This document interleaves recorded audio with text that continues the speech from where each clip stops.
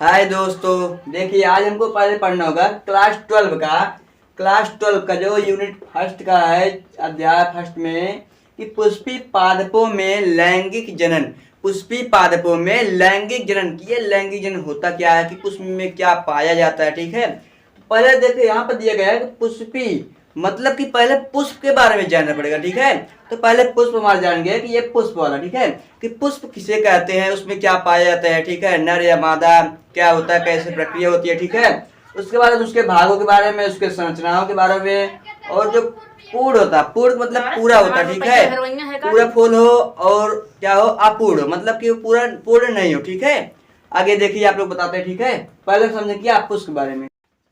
चलिए अब आगे देखते हैं कि हमारा ये पुष्प है कि पुष्प किसे कहते हैं। तो बोलेंगे कि पुष्प पौधे का जो रूपांतरित भाग होता है। क्या बोलते हैं, रूपांतरित मतलब कि शीर्ष भाग, रूपांतरित प्ररोह।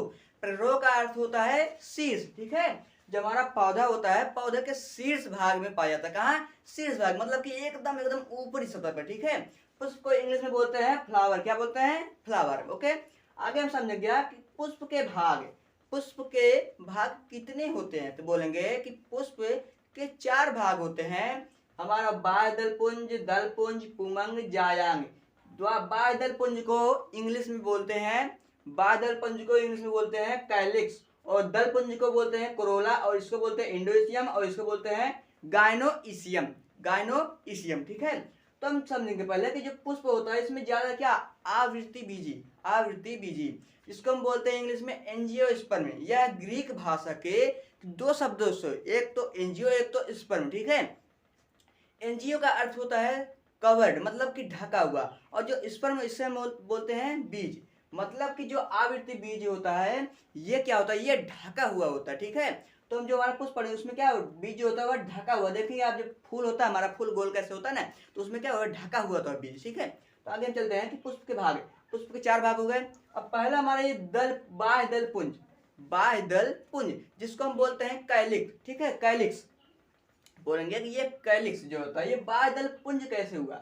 बोलेंगे कि जब बाह्य दल पुंज, जब बाह्य दल एक हो गया तो उसे हम क्या बोलते हैं, सेपल। इंग्लिश में क्या बोलते हैं उसको, हम सेपल बोलते हैं। अगर जो वही ज्यादा से ज्यादा हुआ मतलब कि समूहों में आ जाता है, इसको हम बोल देते हैं बाह्य दल पुंज, जिसे क्या कहते हैं, कैलिक्स। वैसे हमारा ये दल पुंज भी है, ये पुमंग भी है, ये जायांग भी है। ठीक है, तो इसे हमारा ये दलपुंज हुआ। अब दलपुंज भी एक ही होगा तो उसे हम बोलेंगे पेटल। उसके बाद जब ये समूहों में आ जाएगा तो इसको हम बोल देंगे क्या, इसको बोल देंगे हम कोरोला। ये दलपुंज को क्या बोल देंगे, कोरोला। ठीक है, तो आगे हम चलते हैं, पहले ये समझ लेते हैं हम कि बाह्य दलपुंज किसे कहते हैं। तो बाह्य दलपुंज पहले हम ये हेडिंग समझ लें, उसके बाद हम फ्लावर का स्ट्रक्चर समझाएंगे, स्ट्रक्चर उसके बाद उसमें समझाएंगे। ठीक है, यहाँ पर देख सकते हैं बाह्य दल पुंज। तो बाह्य दल पुंज में देखेंगे जब ऐसा फूल रहता है, फूल उसके नीचे एक सहारा वाला भाग होता है ना, ऐसे तिरछा से निकला तो पत्ती, बोलेंगे कि यह हरे हरे आकार का होता है, मतलब कि हरे रंग का होता है। ठीक है, जो पुष्प को कलिकावस्था में सहायता प्रदान करता है, पुष्प को कलिकावस्था में क्या करता है, सहायता प्रदान करता है। अब जैसे कली रहेगा, जब इसको ऐसे ऐसे रहेगा, यहाँ पर कुछ बीच में है, ऐसे जब घेरे रहेगा ना, इसको क्या सहायता, कोई भी इस पर टक्कर या कुछ भी हो नहीं पाए। ठीक है, ताकि ये सही रहे, सुरक्षित रहे, ये सुरक्षा प्रदान करता है। कालिकावस्था में क्या करता है, सुरक्षा प्रदान करता है। कौन करता है, हमारा बाह्य दल पुंज, जिसको हम क्या बोलते हैं, कैलिक्स। ठीक है, उसके बाद हम पढ़ेंगे कि हम समझ सकते हैं कि दल पुंज किसे कहते हैं, दल पुंज किसे कहते हैं। ठीक है, तो हमारा जो दल पुंज होता है ये भी क्या होता है, रंग युक्त होता है। देखें क्या, ये रंग युक्त। अब जैसे गुलाब का फूल देखेंगे, कोई गुलाबी होता है, कोई लाल होता है, ऐसे होता है ना, तो ठीक है, वो जो होता है कि वो थोड़ा रंगहीन मतलब रंग युक्त होता है, वो रंग ले लिया है। उसमें क्या होता है कि सुगंधित भी होता है, जिससे क्या करता है, कीटों को आकर्षित करता है, कीटों को आकर्षित करता है। ठीक है, जब कीटों को आकर्षित करेगा, जैसे यहाँ पर पुष्प है, ये क्या, ये कीटों को आकर्षित करता है अपनी तरफ। ठीक है, कभी कभी तो हम लोग भी आकर्षित हो जाते हैं। ठीक है, जैसे कोई गुलाब का फूल है उसमें देख कर आकर्षित हो जाते हैं। ठीक है, वैसे भी आगे चलेंगे, हमारे ये समझ में आ गया हमारा कि बाह्य दल पुंज किसे कहते हैं, ये हरे रंग का होता है, ये कलिकावस्था में इसको सुरक्षा प्रदान करता है, किसको, पुष्प को। ठीक है, और ये हमारा दल पुंज हो गया। तो दल पुंज क्या करता है, यह हरे रंग की, ये रंग युक्त होता है, हरे रंग का नहीं होता, ये रंग युक्त होता है, यह कीटों को आकर्षित करता है। ठीक है, कीटों को आकर्षित करता है, कीटों को आकर्षित करता है। जब कीटों को ये आकर्षित करता है तो उसके बाद उसमें होता क्या है, जब कीटों को ये आकर्षित करता है, और इसको हम इकाई को हम बोलते हैं क्या, सेपल। एक कॉपी ले लीजिए, ऐसे आप ऐसे सिंबल ये वाला बना लीजिए, ऐसे सब लिख लीजिए ताकि आप लोग को जब याद करना पड़े बस ऐसे निशान लगाओ। पुष्प किसे कहते हैं? ये पुष्प प्रारंभ भाग होता है या शीर्ष भाग होता है या प्रमुख जनन अंग भी होता है, ठीक है। उसके बाद 4 भाग होते हैं, ये हो गया, ये ऐसे आपको याद करने में बहुत अच्छा होगा, ठीक है, याद करने में बहुत अच्छा होगा। उसके बाद जैसे हमारा ये बादलपुंज, दलपुंज और पुमंग। अब देखिए पुमंग क्या होता है? पुमंग, पुमंग को हम बोल सकते हैं पुमंग, पुमंग को बोलेंगे हम इंड्रोईसियम, इंड्रोईसियम। तो इंड्रोईसियम होता है, ये हमारा क्या होता है? नर जनन अंग होता है। क्या होता है? पुष्प का नर जनन अंग होता है। मतलब जो हमारा पुष्प होता है उसमें जब नर और मादा दोनों रहेंगे तभी तो लैंगिक जनन होगा। हमारा चैप्टर में दिया गया था कि पुष्पी पादपों में लैंगिक जनन, तो लैंगिक जनन जब समझेंगे यहाँ पे हमारा दिया गया है कि पुष्पी पादपों में लैंगिक, तो हमारे पास नर समझे क्या है? इसको बोलेंगे इंड्रोईसियम, इंग्लिश में क्या बोलते हैं इसको? इंड्रोईसियम।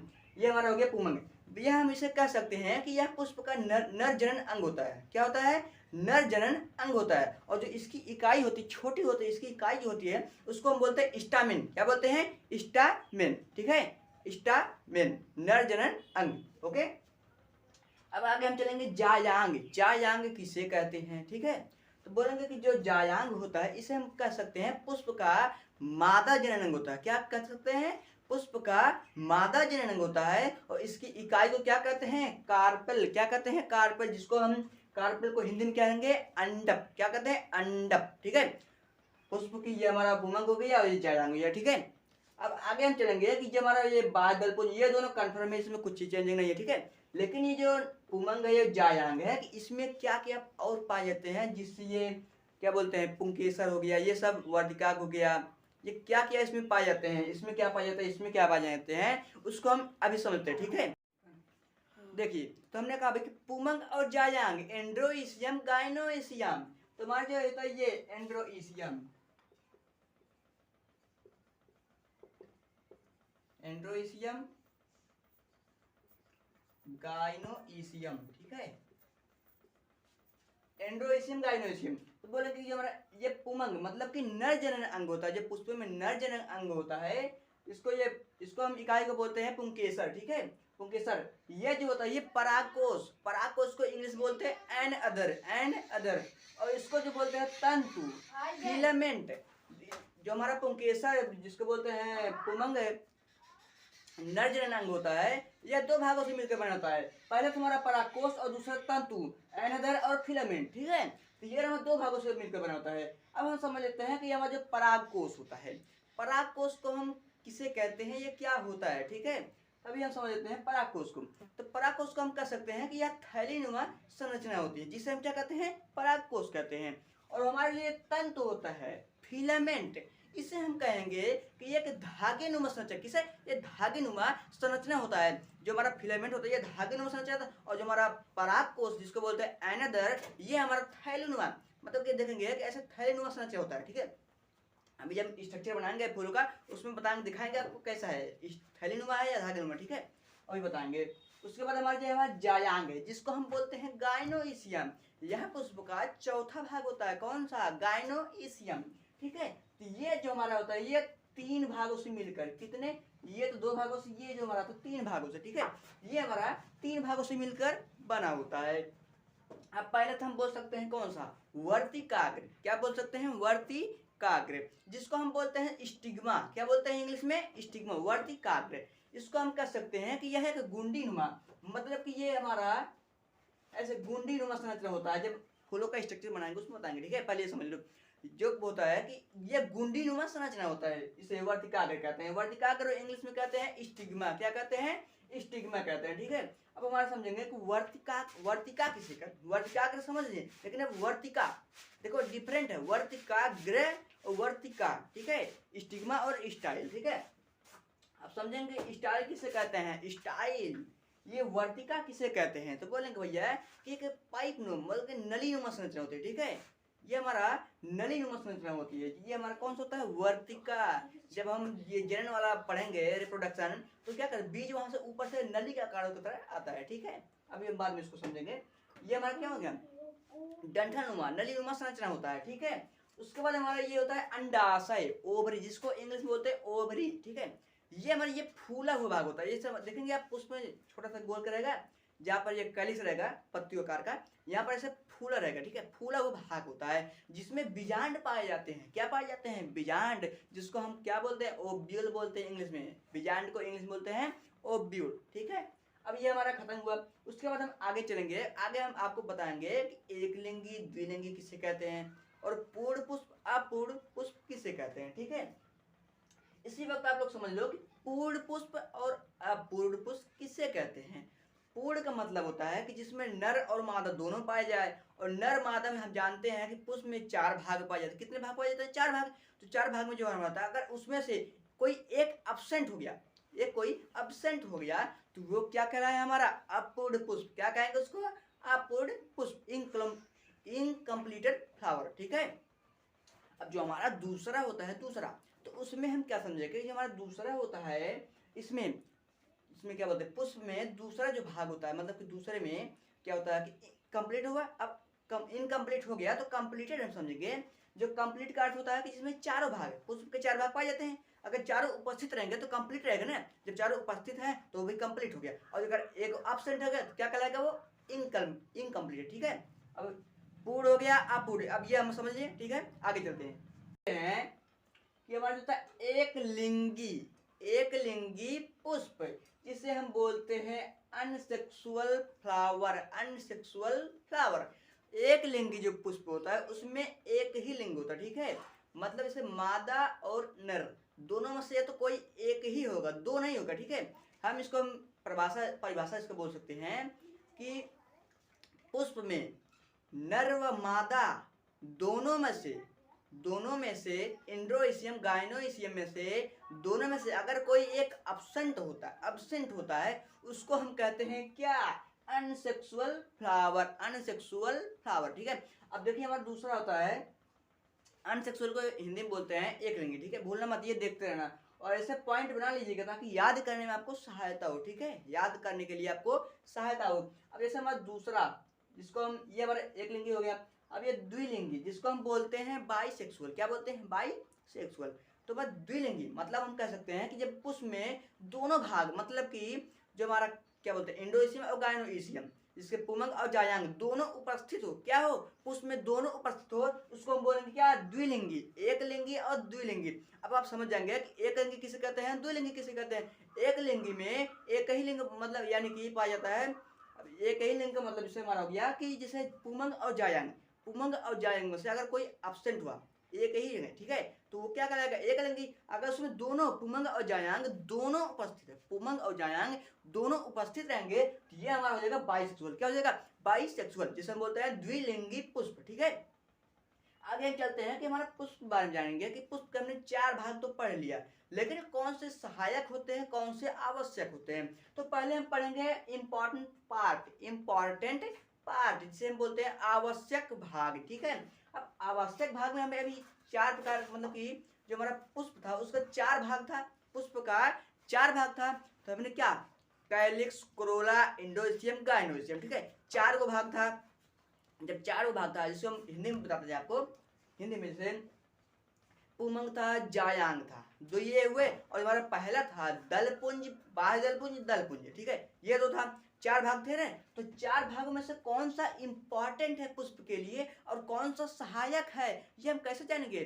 तो भाई इंपॉर्टेंट मतलब जैसे देख सकते हैं कि हम है, अगर हमारे आंख नहीं रहेंगे, कान नहीं रहेंगे, अगर किसी एक अगर हट गया, क्या हम पूर्ण रहेंगे? नहीं रहेंगे ना। ये हमारे क्या सहायक हैं, क्या बोलते हैं? आवश्यक अंग, सहायक नहीं, आवश्यक अंग। हमें आवश्यकता है जिसकी वजह से हम देखते हैं। वैसे भी इन लोगों में हमारा क्या होगा? ये इंपॉर्टेंट जो पार्ट होता है ये क्या हो जाएगा? हमारा आवश्यक भाग जो होता है वो हमारा हो जाएगा, कौन सा हो जाएगा इंपॉर्टेंट? बोलेंगे इंड्रोइसियम, गाइनोइसियम, पुमंग और जायांग। अगर आपसे क्वेश्चन में पूछा जाए कि पुष्प के कौन से इंपॉर्टेंट मतलब कि आवश्यक भाग होते हैं, ठीक है, तो बोलेंगे डायरेक्ट क्या बोलेंगे? इंडोइसियम, गाइनोइसियम, पुमंग और जायांग, ठीक है, पुमंग और जायांग, ठीक है। अब ये हमारा कंप्लीट हुआ। उसके बाद हम पढ़ेंगे हेल्पेड पार्ट, ठीक है। हेल्पेड मतलब कि सहायक वाला भाग कौन होता है?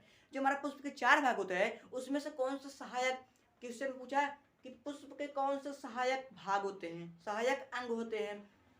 तो डायरेक्टली हम बोलेंगे कि जो हमारा देखो 2 हुआ, क्रोला और कैलिक्स, बाह्य दलपुंज और दलपुंज। देखेंगे आप जो हमारा पुष्प है पुष्प के जो आरी बगल जो होता है हमारा सेपल रहता है, क्या बात नहीं, पेटल, ठीक है। जब बाह्य दल पुंज जाएगा जो ऐसे क्या करता है, सुगड़ रहता है ना, पुष्प को सुरक्षा प्रदान करता है, ये हमारा सहायक भाग हुआ। और जो दूसरा होता है ये क्या बोलते हैं उसको, क्रोला, क्या बोलते हैं उसको, क्रोला। दल पुंज होता है, दल पुंज, ये क्या करता है, सुरक्षा करता है। अब जैसे इसको यहाँ पे बीज रहता है, अंडाशय रहता है, इससे ये ढका हुआ रहता है, फूल ऐसे रहता है ना, फूल ये ढका रहता है, ठीक है। ये दोनों है क्या, सहायक अंग होते हैं।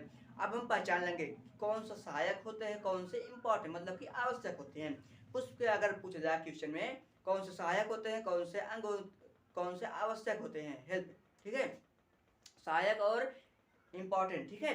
कह सकते हैं कि जो हमारा दो इंडोइसियम गाइनोइसियम ये जो हमारा इंपॉर्टेंट पार्ट होते हैं, और जो हमारा कैलिक्स और कोरोला ये हमारा सहायक अंग होता है। पुमंग और जायांग सहायक अंग, पुमंग और जायांग आवश्यक अंग होते हैं, और जो हमारा होता है ये दलपुंज और बाह्य दलपुंज ये दोनों हमारे क्या हो जाएंगे, सहायक अंग, ठीक है, ठीक है।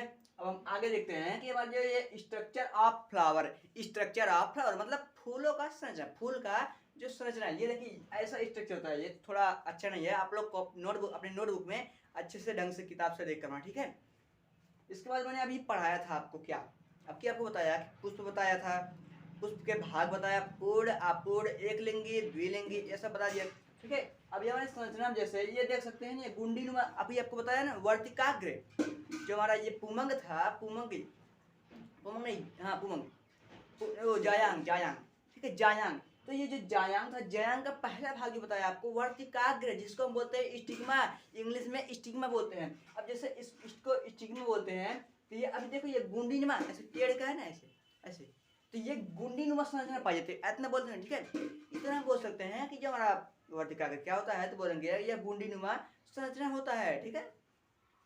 अब देखो ये जो हमारा नली नुमा, अभी बोला डंठल नुमा संरचना होता है इसका, नली नुमा या डंठल नुमा संरचना होता है ना, तो इसको हम बोलते हैं स्टाइल, जिसको हिंदी में कहते हैं वर्तिका, क्या कहते हैं, वर्तिका, ठीक है। आगे चलते हैं। अब ये देखो हमारा फूला विभाग है ना, फूला विभाग, इसको हम क्या बोलते हैं, इसको हम अंडाशय बोलते हैं, इसको हम क्या बोलते हैं, इसको हम क्या बोलते हैं, अंडाशय, जिसको हम इंग्लिश में बोलते हैं ओवरी, क्या बोलते हैं, ओवरी, इसको इंग्लिश बोलते हैं ओवरी और हिंदी बोलते हैं अंडाशय। ये हमारा फूला विभाग है, ठीक है। अब ये हमारा देखो पुमंग का 3 पार्ट है, ये कंप्लीट हुआ, स्टिग्मा, स्टाइल, ओवरी, वर्तिकाग्र, वर्तिका और अंडाशय, ठीक है, ये 3 हुआ। अब देखो इसके अंदर छोटे छोटे पाए जाते हैं, छोटे छोटे, ये इसको हम बोलते हैं क्या, ओब्यूल, क्या बोलते हैं, ओब्यूल मतलब बीजांड, ठीक है, बीजांड किसे बोलते हैं, ठीक है, इसमें होता है बीजांड, ठीक है, बीजांड अभी आगे बताएंगे इसको। अब देखो अभी आपको बताया था कि परागकोश, उमंग के जो पहला भाग था वो हमारा था ये वाला पहला भाग, ये इसको हम देखो, ये देखो थैलीनुमा, ऐसे ऐसे थैलीनुमा संरचना है ना, ऐसे थैलीनुमा, तो ये हमारा जो थैलीनुमा संरचना होता है इसी को हम बोलते हैं परागकोश। इसको बड़ी इकाई मतलब कि इसको बड़ी इकाई को जो हम बोलते हैं, इसको हम क्या बोलते हैं, इसको पुंकेसर या पुमंग, ठीक है। अब ये देखो ये पाइप नुमा संरचना है, ये धागे नुमा, ऐसे धागे नुमा संरचना है ना, इसको हम बोलते हैं क्या, इसको हम बोलते हैं तंतु, फिलामेंट, इंग्लिश में क्या कहते हैं इसको, फिलामेंट, और हिंदी में तंतु, ठीक है। ये हमारा तंतु हो गया।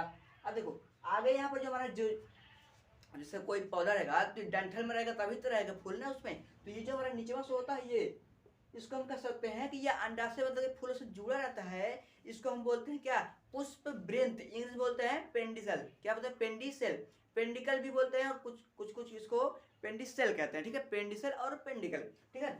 ये हमारा होता है पेंडिसल, इसको बोलते हैं पुष्प वृंत, क्या बोलते हैं, पुष्प वृंत, ठीक है। अभी आपको 2 भाग बच गए, ठीक है। तो पहले बताया था कि बाह्य दल पुंज, कैलिक्स, ठीक है। तो ये जो हमारा यहाँ पर ये वाला पार्ट है, ये वाला, इसको हम बोलते हैं कैलिक्स, जिसे बोलते हैं बाह्य दल पुंज।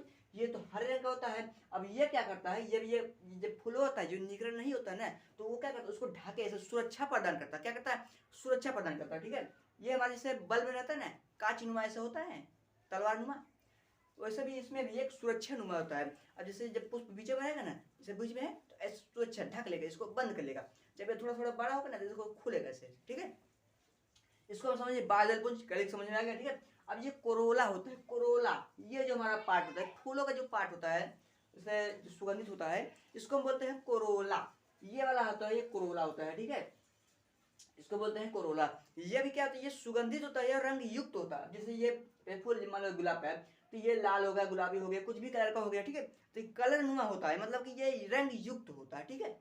इसको समझिए। ये क्या करता है, ये कीटों को अपनी ओर आकर्षित करता है, सुगंधित ये आकर्षित करता है, ठीक है। ये आकर्षण करता है केवल, ठीक है। इसको इकाई को भी मैंने बताया था क्या, पेटल, इसको इकाई को पेटल, और ये कैलिस को इकाई को बोलते हैं सेपल, ठीक है। अब ये हमारा खत्म हुई स्ट्रक्चर ऑफ फ्लावर, ठीक है। अब तो आप समझ जाएंगे। अब देखो, अभी बताया कि आपको एक लिंगी और द्विलिंगी, अभी आपको बताया था कि जो पुमंग होता है वह होता है नर जनन अंग, और जो हमारा ये तीनों मिलकर बना होता है इसको हम बोलते हैं मादा जनन अंग, ठीक है। ये भी तो बताया ना। तो अभी आपको बताया था कि जो एक लिंगी होते हैं उसमें एक मतलब कि पुमंग या तो जयांग, दोनों में से एक ही होंगे। अगर दूसरा मतलब कि दो होंगे तो उसमें दोनों पाए जाएंगे, जैसे हमारा अभी बताया था पुमंग और जयांग। और द्विलिंगी में क्या, ये भी पाए, ये हमारा पुष्प बता सकते कौन सा है, ये हमारा है द्विलिंगी पुष्प। क्या होता है ये हमारा होता है द्विलिंगी पुष्प, ठीक है। ये हमारा द्विलिंगी पुष्प हुआ। अब ये हमारा पुष्प कंप्लीट हो गया, आप समझ सकते हैं। ये हमारा वर्तिकाग्र, ये वर्तिका है, ये अंडाशय है, ये इसके अंदर बीजांड पाए जाते हैं। ये हमारा थैलीनुमा संरचना होता है, ये धागेनुमा संरचना होता है, इसको हम बोलते हैं परागकोश, इसको बोलते हैं तंतु। ये हमारा बाह्यदर्पण होता है, ये हरे रंग का होता है, यह कलिकावस्था में पुष्प को सहायता प्रदान करता है। और ये हमारा जो होता है ये रंग युक्त होता है, ये कीटों को आकर्षण करता है, ठीक है। अब समझ गए, अब आगे चलते हैं, ठीक है। मैंने अभी आपको बताया ना कि एक लिंगी और द्विलिंगी ने, तो ठीक है। जो हम आपको बता दें एग्जाम्पल में, जैसे तरबूज और पपीता, ये तरबूज और पपीता आप देखेंगे उसमें वो एक लिंगी ही होगा, या तो उसमें परागकोश और फिलामेंट होगा मतलब तंतु होगा, या तो उसमें वर्तिका और अंडाशय, ठीक है। पुमंग या जायांग होगा, ठीक है। दोनों में से कोई भी, पुमंग या जायांग, दोनों में से कोई एक ऑप्शन होगा, ठीक है। एक ही होगा उसमें, ठीक है। ये हमारा एक लिंगी हो गया। अब जो द्विलिंगी है, द्वि मतलब कि दोनों पुमंग और जायांग इसमें दोनों उपस्थित हो, ठीक है, दोनों उपस्थित होंगे तो वे हमारे होंगे द्विलिंगी। अब जैसे एग्जांपल हमारे सरसों हो गए, ये सरसों और गुड़हल। देखो जब सरसों का आप तोड़ेंगे ना, तोड़ेंगे तो यहाँ पे देखेंगे ऐसे पतला धागेनुमा संरचना निकलेगा। फिर यहाँ पे थैलीनुमा संरचना, जिसे हम कहेंगे क्या, परागकोश और फिलामेंट तंतु, ठीक है। और जो हमारा बीच में से ऐसे गोल का जैसे फूला हुआ भाग रहेगा उसको बोलेंगे अंडाशय। उसके फिर ऊपर हल्का सा जाएगा वो हमारा वर्तिका, उसके और ऊपर गुंडीनुमा संरचना, उसे बोलेंगे वर्तिकाग्र, ठीक है। अब हम समझ जाएंगे कि एक लिंगी और द्विलिंगी में क्या अंतर है। एक लिंगी में एक ही लिंग पाया जाता है, दूसरे में दोनों पाया जाता है, ठीक है। खत्म। यहाँ पर आप देख सकते हैं कि ये जो पूछा गया क्वेश्चन 1 क्वेश्चन 2, अभी जो हमने पुष्प का संरचना बनाया था तो उसी में दो क्वेश्चन ये नीट में भी अक्सर पूछा जाता है कि कहा गया कि तंतु के समीपम भाग कौन सा है। मतलब जो हमारा ये तंतु है इसको बोलते हैं फिलामेंट तंतु। तंतु का जो समीपम भाग होता है उसे हम क्या कहते हैं।